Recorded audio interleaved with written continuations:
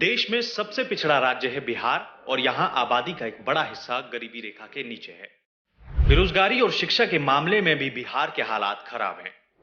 हर बार जब चुनाव आते हैं तो राजनेता प्रदेश के इस सूरत हाल को बदलने के वादे और दावे करते हैं, लेकिन जमीन पर हालात कमोबेश वैसे ही रहते हैं। 2024 में लोकसभा और 2025 में विधानसभा चुनाव होने हैं। ऐसे में एक बार फिर प्रदेश की गरीब जनता के सूरत हाल को बदलने के लिए जातिगत गणना का झांसा दिया जा रहा है। आम लोगों की आंखों में धूल झोंकने के लिए जाति के आधार पर सर्वे करवाया जा रहा है। जातिगत गणना करवाने को लेकर नीतीश सरकार की मंशा पर भी सवाल उठ रहे हैं। सरकार पर सर्वे करवाकर समाज को बांटने के आरोप लग रहे हैं। हकीकत ये भी है कि नीतीश सरकार पिछले 17 साल के कार्यकाल के दौरान कुछ नहीं कर पाई है। अब जब चुनाव सिर पर आता दिख रहा है तो जातिगत सर्वे करवाया जा रहा है। जातिगत सर्वे को लेकर प्रशांत किशोर ने क्या कहा, सुनिए। जातीय जनगणना पर मैंने शुरू से मेरा स्टांस रहा कि हम लोग इसके पक्ष में हैं, लेकिन ये जो लोग इसके पक्ष में हैं उनको पूछना चाहिए नीतीश और तेजस्वी से कि इसका कानूनी आधार क्या है। ये आंख में धूल झोंकने के लिए आप लोगों को बेवकूफ बना रहे हैं, सर्वे पर खर्च कर रहे हैं। क्या हुआ नतीजा?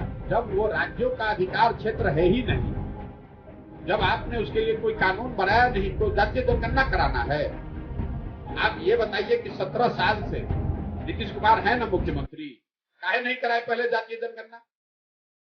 15 साल लालू यादव थे ना यहाँ पर मुख्यमंत्री, आरजेडी की सरकार थी ना, तो उनको किसने रोका था जातीय जनगणना कराने? अब ये ज्ञान हुआ है। अरे अब कुछ झांक में दिख नहीं रहा है, सामने चुनाव है तो बाप बाप कर रहे हैं, समाज को बांट के किसी को। 32 साल से लालू नीतीश यहाँ मुख्यमंत्री हैं,